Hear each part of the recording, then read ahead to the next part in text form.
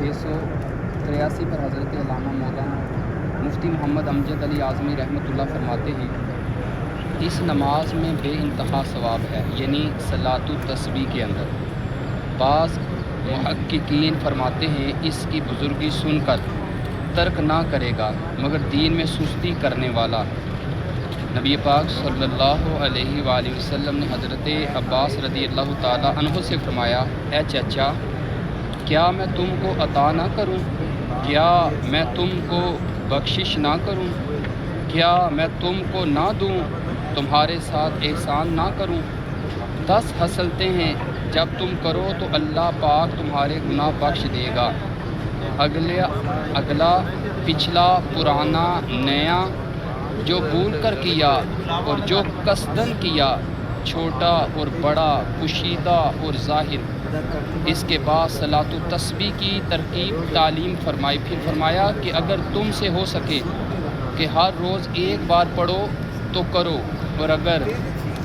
روز نہ کرو تو ہر جمعہ میں ایک بار، اور یہ بھی نہ کرو تو ہر مہینے میں ایک بار، اور یہ بھی نہ کرو تو سال میں ایک بار، اور یہ بھی نہ کرو تو عمر میں ایک بار۔ صلاۃ التسبیح پڑھنے کا طریقہ، اس نماز کی ترکیب یہ ہے کہ تکبیر تحریمہ کے بعد ثنا پڑھے، پھر 15 مرتبہ تسبیح پڑھے، سبحان اللہ والحمد للہ ولا الہ الا اللہ واللہ اکبر، پھر اعوذ اور بسم اللہ اور سورۃ الفاتحہ اور کوئی سورت پڑھ کر رکوع سے پہلے 10 بار یہی تسبیح پڑھے، پھر رکوع کرے اور رکوع میں سبحان ربی العظیم 3 بار یا زیادہ مگر طاق عدد میں پڑھ کر پھر 10 مرتبہ یہی تسبیح پڑھے، پھر رکوع سے سر اٹھائے اور تسمیع و تحمید یعنی سمیع اللہ لمن حمدہ اللہم ربنا ولک الحمد کے بعد پھر کھڑے کھڑے 10 مرتبہ یہی تسبیح پڑھے، پھر سجدے میں جائے اور سبحان ربی الاعلیٰ 3 بار یا زیادہ مگر طاق عدد میں پڑھ کر پھر 10 مرتبہ یہی تسبیح پڑھے، پھر سجدے سے سر اٹھائے اور دونوں سجدوں کے درمیان بیٹھ کر 10 مرتبہ یہی تسبیح پڑھے، پھر دوسرے سجدے میں جائے اور پہلے کی طرح سبحان ربی الاعلیٰ 3 بار یا زیادہ مگر طاق عدد میں پڑھ کر پھر اس کے بعد یہی تسبیح 10 مرتبہ پڑھے۔ اسی طرح 4 رکعت پڑھے اور خیال رہے کہ کھڑے ہونے کی حالت میں سورہ فاتحہ سے پہلے 15 مرتبہ اور باقی سب جگہ یہ تسبیح 10-10 بار پڑھے۔ یوں ہر رکعت میں 75 مرتبہ تسبیح پڑھی جائے گی اور 4 رکعتوں میں تسبیح کی گنتی 300 مرتبہ ہوگی۔ صلاۃ التسبیح کے اہم مدنی پھول، اگر سجدہ سہو واجب ہو اور سجدہ کرے تو ان دونوں سجدوں میں تسبیحات نہ پڑھی جائیں، اور اگر کسی جگہ بھول کر 10 بار کم پڑھی ہیں تو دوسری جگہ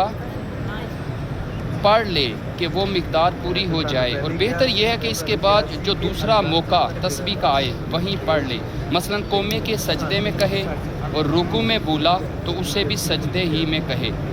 نہ قومے میں کہ قومے کی مقدار تھوڑی ہوتی ہے، اور پہلے سجدے میں بولا تو دوسرے میں کہے، جلسے میں نہیں۔ تسبیح انگلیوں پر نہ گنے، تسبیح انگلیوں پر نہ گنے بلکہ ہو سکے تو دل میں شمار کرے، ورنہ انگلیاں دبا کر ہر وقت غیر مکروہ میں یہ نماز پڑھ سکتا ہے، اور بہتر یہ ہے کہ ظہر سے پہلے پڑھے۔ میں آپ کو بھی دعوت دیتا ہوں کہ آپ بھی صلاۃ التسبیح لازمی پڑھیں، اور ماہ رمضان میں تو کوشش کریں روزانہ صلاۃ التسبیح کی ترکیب بنائیں۔ انشاءاللہ اس کے بہت سارے فوائد آپ نے سنا کہ اس کے ظاہر باطن صغیرہ کبیرہ اللہ سارے گناہ معاف فرما دیتا ہے۔ اللہ پاک ہمیں روزانہ ماہ رمضان میں صلاۃ التسبیح پڑھنے کی توفیق عطا فرمائے، آمین بجاہ النبی الامین صلی اللہ علیہ وآلہ وسلم۔